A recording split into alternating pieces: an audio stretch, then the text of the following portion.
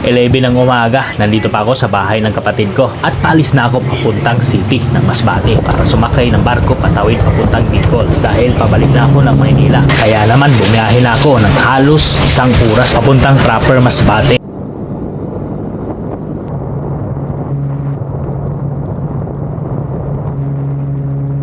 Pagdating ko nga sa proper ng Masbate, sakto naman nakita ko ang kapatid ko at niyaya niya ako naman ang halian muna bago ako sumakay ng barko. Kaya naman bumaba muna ako at pinarking ko muna ang motor ko.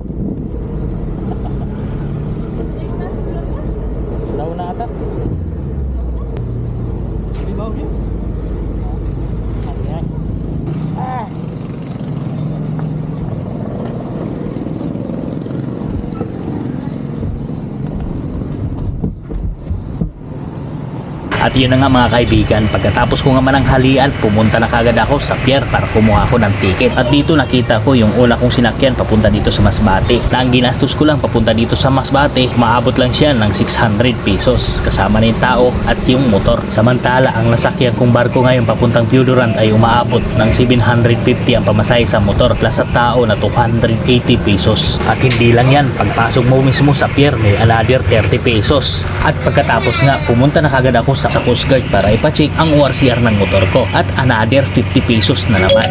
At sa oras na to 1 PM ng tanghali at ramdam na ramdam ko na ang sobrang init kaya nakapag-decide na ako na pumasok na ako kasama ang motor sa barko at doon na lang ako mamahinga kasi nga 3 PM pa ang alis ng barko papuntang Piuduran.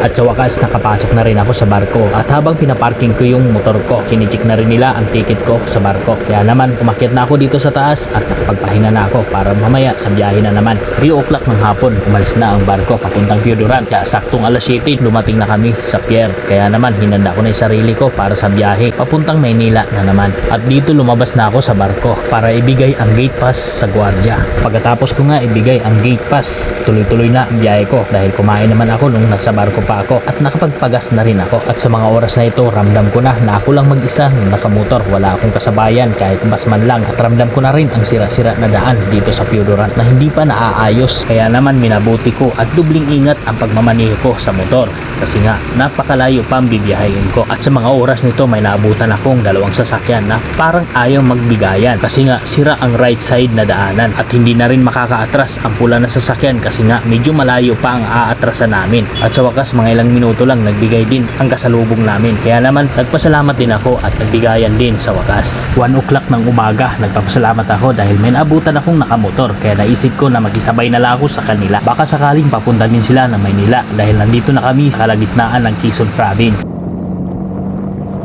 At sakto naman kung saan nagkaroon ako ng kasabayan. Nangyari na nga ang hindi ko inaasahan. Tinry kong inapakan ang preno ko sa likuran at dito naramdaman ko na hindi na gumagana at dito pa sa walang kabahayan at patirik ang daan. Kaya naman nagmiminor ako at ginamit ko yung engine brake at ang preno sa unahan. Kaya lang gumigiwang ang gulong ko sa hulihan. At dito tumigil muna ako sa bahay na may ilaw para i-check ang preno ko sa hulihan. At dito na nga nakita ko at sobrang init at hindi ko mahawakan ang caliber ko. Kaya naisip ko na ipagpahinga ko muna baka sakaling bumalik ang preno ko sa hulihan. Halos 6 na oras na kasi ang tuloy-tuloy na biyahe kaya siguro uminit ng husto ang caliber ko at hindi ko na malayan na lagi ko palang naaapakan ang preno ko kaya siguro lalong umiinit siya. Pagkalipas ng ilang minuto sa wakas bumalik din ang preno ko kaya naman tuloy-tuloy na ang biyahe ko ngayon. 3 o'clock ng umaga nagulat na lang ako dahil nga bigla akong napapapikit habang ako'y bumabiyahe. Kaya naman naisipan kong tumigil muna at umidlip sa daanan.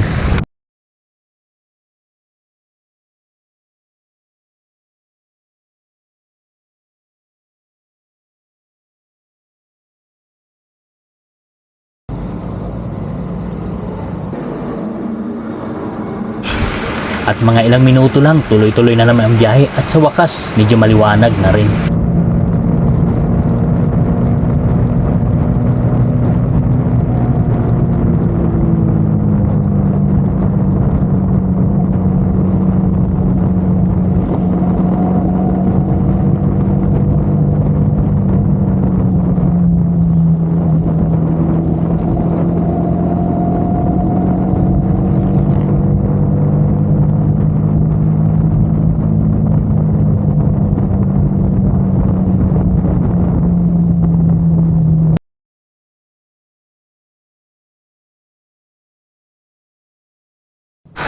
At dito 5 o'clock ng umaga, hindi ko na naman mapigilan ang sobrang antok. Kaya naman pagdating ko dito sa Laguna, tumigil muna ako para umidli po uli, matanggal lang ang sobra kong antok.